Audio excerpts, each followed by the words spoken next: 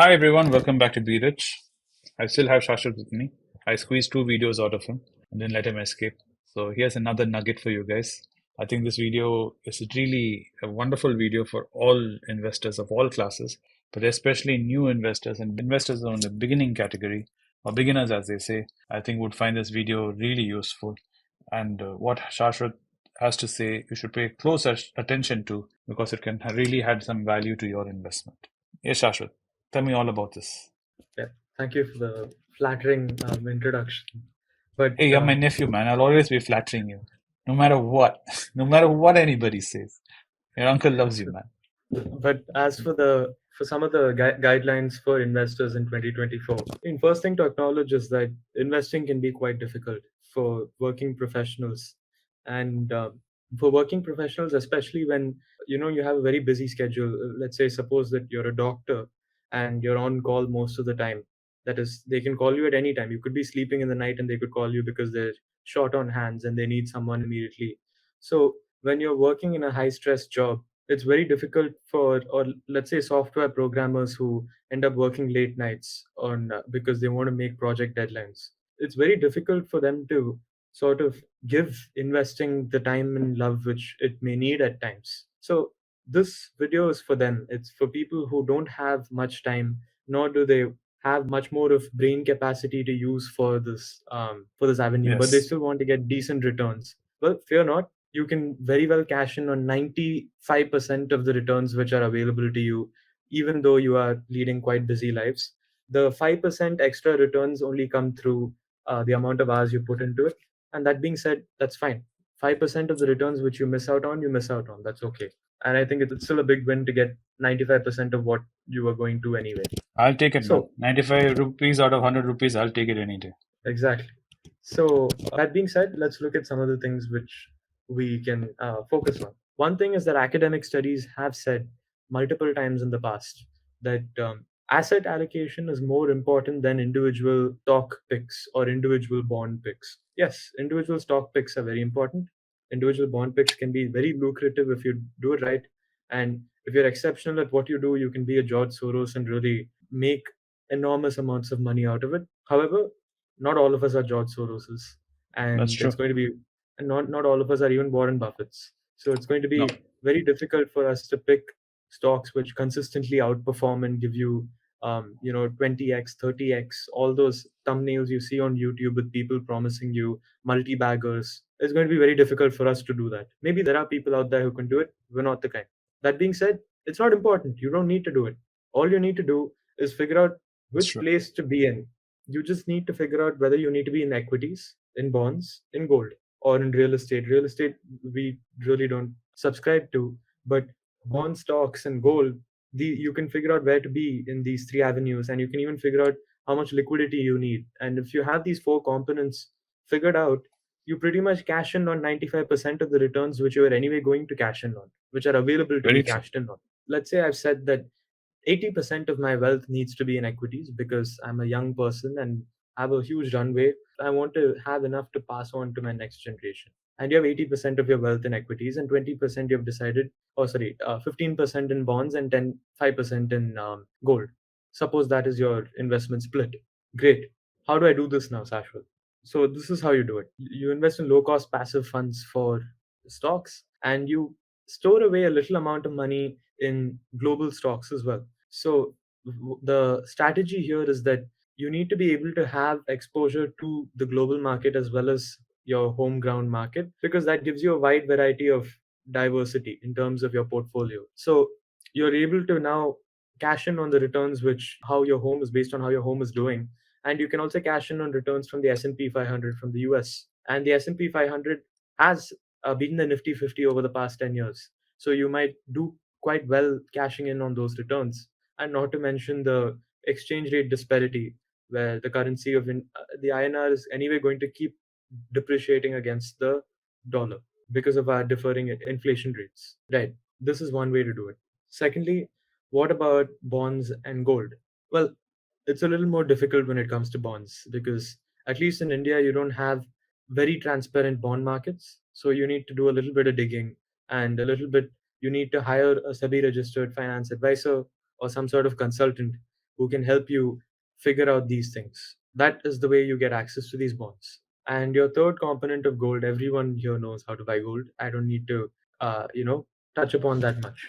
So this can be your strategy to have multiple assets allocated for, and this is your four-pronged strategy where you have some amount of money in cash for, uh, you know, unforeseen bills, contingencies, and you have some amount of money in gold, some amount of money in bonds, some amount of money in stocks, depending on what kind of necessities you have.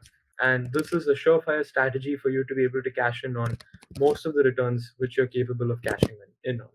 And another thing to focus on is that don't keep checking your portfolio all the time. This is something which a lot of us are guilty of. I'm guilty of.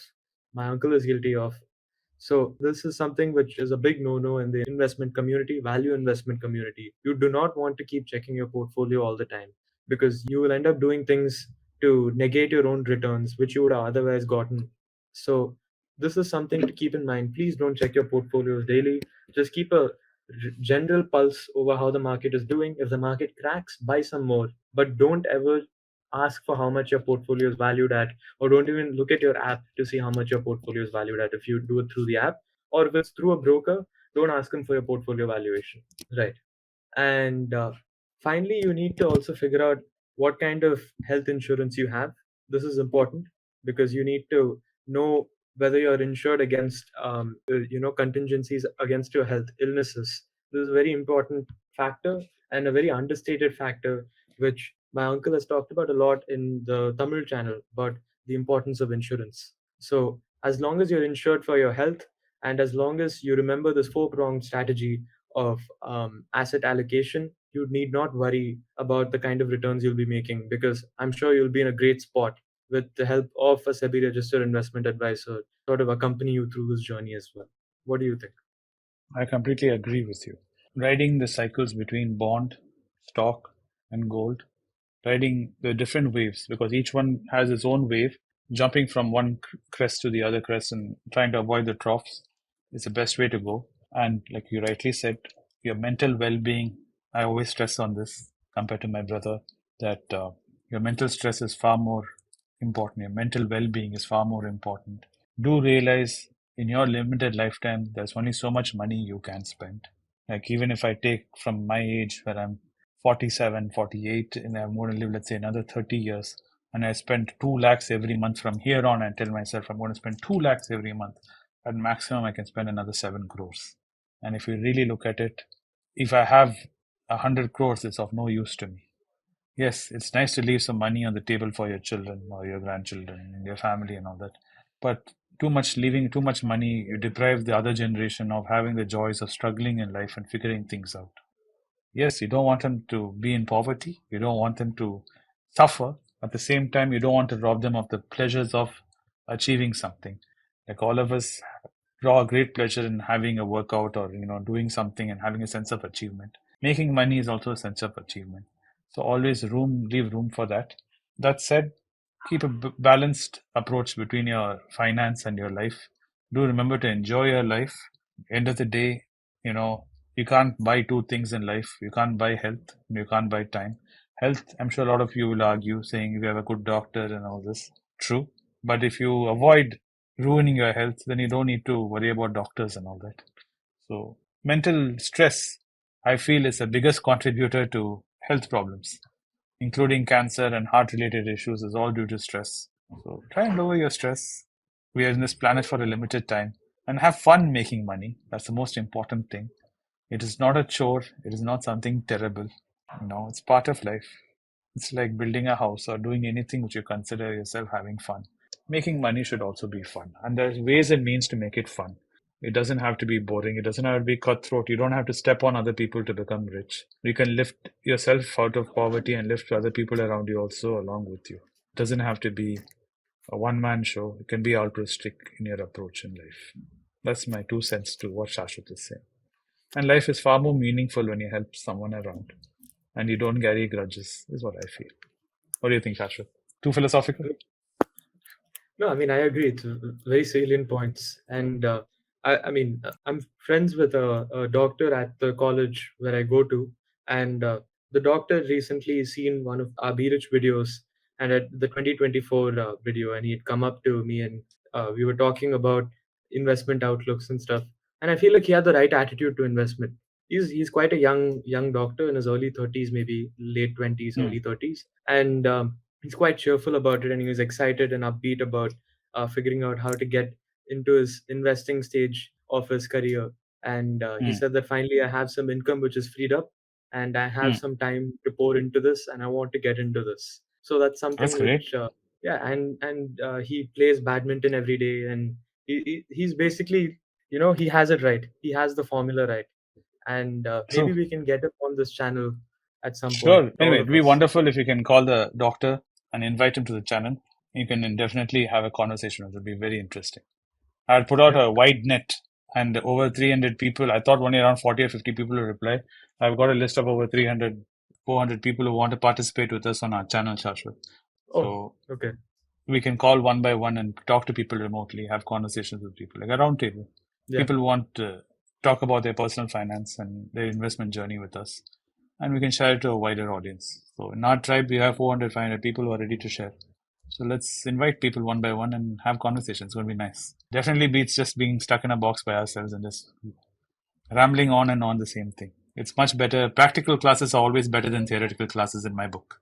definitely. I mean, I'd say it's more of a class for us than for them. Yes. Yes, we do Yeah. learn a lot in practical classes. Yeah. Anyway, thanks so much, Shashwat, for joining us. As always, do take care and we wish you the best of luck in your exams and all your endeavors. And we Thank will you. see you soon in the studio, I hope, to do another one. Yes. In about a week, hopefully. Yeah. Yeah. Thanks, guys, and hope you have a great day ahead of you. And I'll see you in the next one with Shashwat. Bye. Bye. It's a great privilege and honor that so many of you in thousands have subscribed to my channel and have supported me.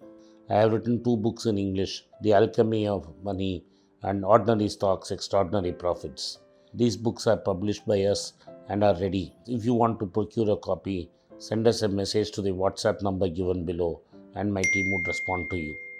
If you want an Amazon Kindle copy, you can click the link below. Finally, those who wish to consult with me can send a mail to berichenglish@gmail.com. Once again, I thank you for your support. If you like this video, press the subscribe button of my channel, hit the like button and turn on the bell notification.